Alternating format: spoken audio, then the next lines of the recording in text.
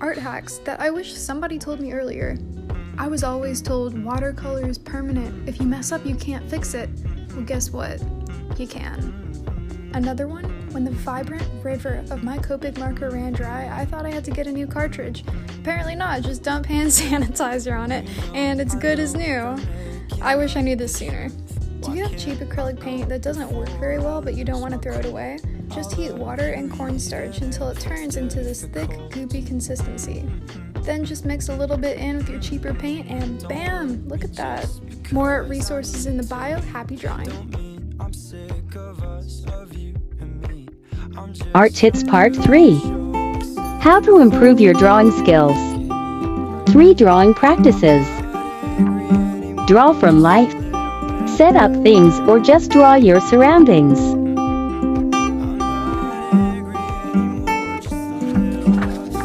Draw things multiple times. You will see progress over time. Look at books or watch video tutorials. There's a lot of useful information from other artists that help you improve your drawings.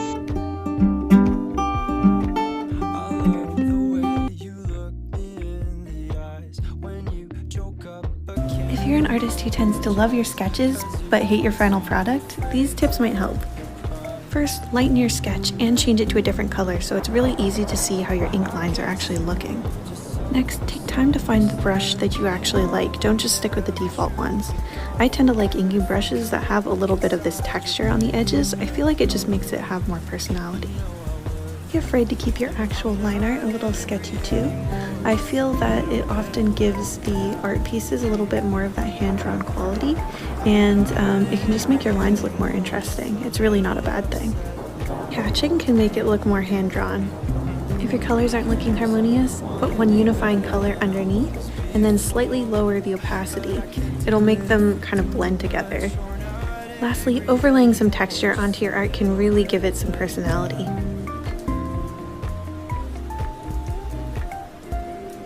Hope this helped. Stop drawing sketches like this. You are ruining your art. Humans don't look like that. Our shoulders have way more range of motion than this, and our legs are really far from straight lines.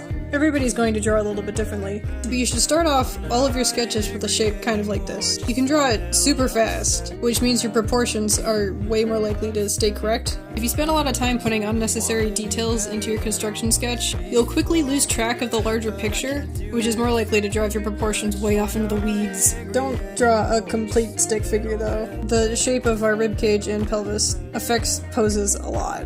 From here you want to mark out the joints, and then start to add volume. But our limbs change shape as they bend, which is why this tube method is really just holding you back. Here's 3 things every beginner artist should know and things I had to learn the hard way. Number 1, paint your background first.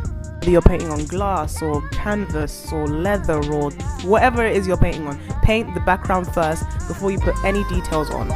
Here are the background on some of my old paintings, quite boring, quite plain. And this is pretty much what my backgrounds look like now. It's a lot more color, I use spray paint, I use different mediums to get as creative as possible before drawing the picture.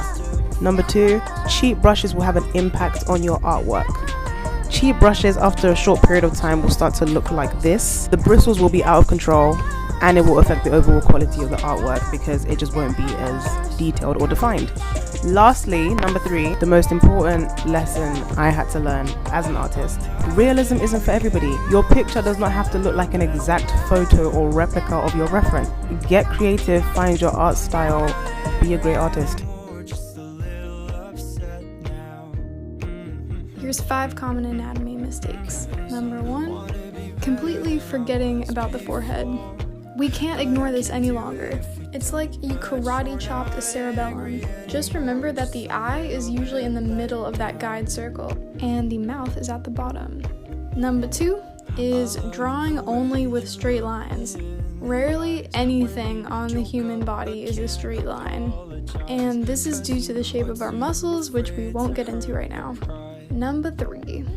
Drawing the smile with all the teeth. It is 110% unnecessary. Just look at it. You can leave some space and it'll look amazing. Number 4. Drawing little hills for feet. I used to do this too, but a foot has curves in it. It's like a triangular shape. I can't. Number 5. Drawing the body one part at a time. Draw the form before the details and I promise it'll look 100 times better. Here are 5 painting mistakes. Number 1, this actually happens really often. Please switch to a larger brush if you're painting a big space.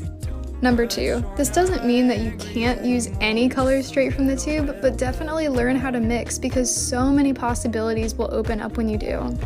Number 3, using different colored backgrounds changes the context of a color, and it can really help enrich atmosphere and improve creativity. Number 4, if you just use the basic materials to paint on, you might not realize that you really enjoy painting on vases or masks or llamas or pieces of wood. Number 5, not spraying pencil sketches before painting on them. Sometimes paint can rub off the pencil and muddy the colors, so try to spray them with fixative first. Hope this helped you guys, and happy painting! Want to be a character designer? Well, here's what to include in your portfolio. Number 1 is character turnarounds. They're a great reference for how a character should look in a 3D space or animated. 2 is expression sheets. They're helpful for seeing your character's emotional range. 3 is walk cycles, especially animated ones. They can show a lot about your character's personality and their confidence. Some other things you can include are your art process, sketches, silhouettes, and character lineups. What job portfolio should I cover next?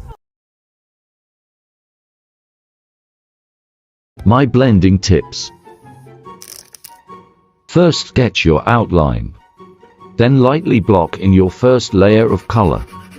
Focus on the lights and darks. Slowly increase the pressure. Keep layering until you can't see the paper underneath. Use a white pencil to help blend them together. And a white pen for the tiny highlights. Mistakes that are ruining your art. Don't draw the eyelids randomly. Instead, choose which expression you want to draw and do this. To draw a tired, sleepy eye expression, the upper eyelid should cover half of the pupil. To draw a surprised eye, leave small distance between the eyelids and the iris.